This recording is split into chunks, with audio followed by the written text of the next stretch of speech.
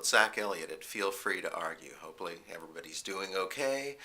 I want to talk a little bit about something which probably a lot of you have already seen some commentary on, which is the rather shocking footage from the Apache gunship shooting the people in the street in Iraq. I wanted to contextualize this a bit because I guess I have like some takes on this which I haven't been seeing from a lot of other people. And so let's talk about it a little bit. I want to talk about first why we're hearing about this incident.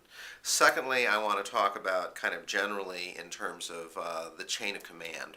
And finally, I want to talk about this in terms of like, how we process reports that we hear from the field. First off, the only reason why we're hearing about this at all is because of the fact that there were a couple of Reuters employees that were killed as part of, this attack. And, even then, this had to be smuggled out essentially by a Pentagon employee and sent to the people at WikiLeaks. Otherwise, it would have never gotten out.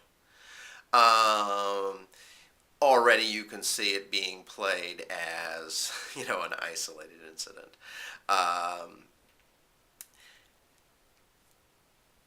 But I guess the most important thing to be aware of is that without the additional pressure of, an international news organization, clamoring for this, I don't think we ever, even with the person from within the Pentagon sending it out, I don't think we hear about it. And I guess when I look at this, I keep thinking about like what the guy from WikiLeaks said when he was being interviewed on Democracy Now! Today, which is that if you listen to everything that's going on, this is just another day at the office. I mean, there's a whole procedure that everybody who's involved with the process is very comfortable with. And this kind of leads into my second point about the chain of command. And what I actually think is the most important aspect of the video, in the sense that you have something here which ostensibly is supposed to avoid a situation just like this, where you have a check on the people in the field. That's the whole idea of the chain of command. You have, people in the field who understandably are kind of paranoid, a bit gung-ho. That's, the whole point of military training, is to have these people ready to do their job, which is to kill the enemy. But then you have a chain of command which controls those elements and makes sure that individual components don't act in a way that is counterproductive to the general effort. And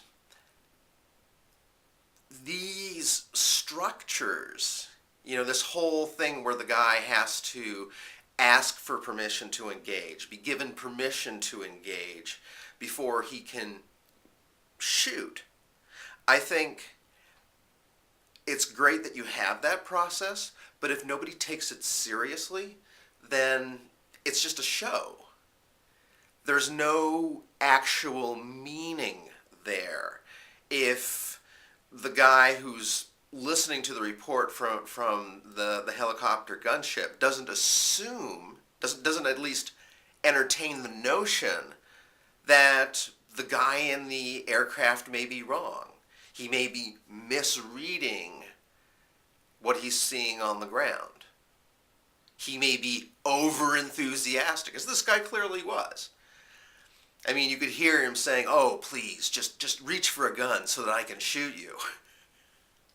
This is the kind of thing that he's saying as he's flying around, and this guy is trying to crawl away. One of the Reuters people. So, while I don't have any great admiration for the guy in the helicopter, I'm much more concerned about the chain of command that isn't really doing anything to control him. It's just kind of assuming that whatever he says is okay and it's an accurate reading of the situation, and that he can unleash his massive destructive power, like these armor-piercing shells that he fired at a minivan which had children in it that was trying to help one of the injured people.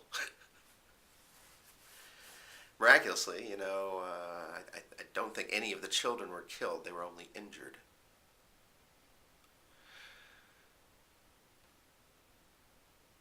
And that's all really terrible on the face of it. I mean, you look at those videos and you just, there's a palpable sense of horror, I think, to someone who has a sense of humanity. But that incident isn't the issue. The issue is that that incident is not that big a deal. It is the day-to-day reality of the war. The day-to-day reality of the war is that, we fire into crowds of people with, tanks, with guns, with unmanned drones, and sometimes there's somebody, a real enemy there, and sometimes there isn't. Sometimes it's just a crowd of people, and someone has a stick or, in this case, a camera, and, some overeager grunt is misreading the situation and blows him to bits. And that's the day-to-day reality, especially when you have a chain of command that's not really minding the store, that's not doing anything to control the situation, that's just kind of letting the guys run wild and shoot whatever they want. And then covering up for it later. And this is the last point I wanted to make about how we process the reports we get from the front. There's just mounting evidence that the Pentagon will always lie. When they report on any incident of this nature, the first thing they're going to say, what they said here, is that nothing but insurgents were killed, they were armed, they were firing at us. They're always going to say that. They're always going to say that. And so what I recommend that you do is you just not believe them. Unless there's actual proof offered, then I would systematically refuse to believe any reports as to justifications for actions. I mean, there's so many times now where they said, we killed 97 insurgents. It's like, no, you killed one insurgent and 96 people attending a wedding, including the bride and groom.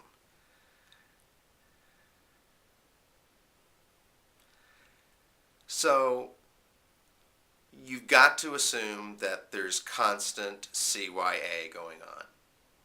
And that is what every report that you hear from the front is. It's someone doing CYA. Whoever was killed, they were insurgents and they were firing at us. Even if it was a 7-year-old kid or an 80-year-old grandfather or a pregnant mother. They're always going to be insurgents. They're always going to have been firing at us. That's always going to be the report. And because it's always the report, and you know now that it's not always true, just don't believe any of it. Don't believe any of it. Make them prove it. Or don't believe it.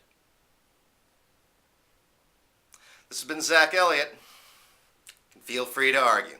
Take care, people.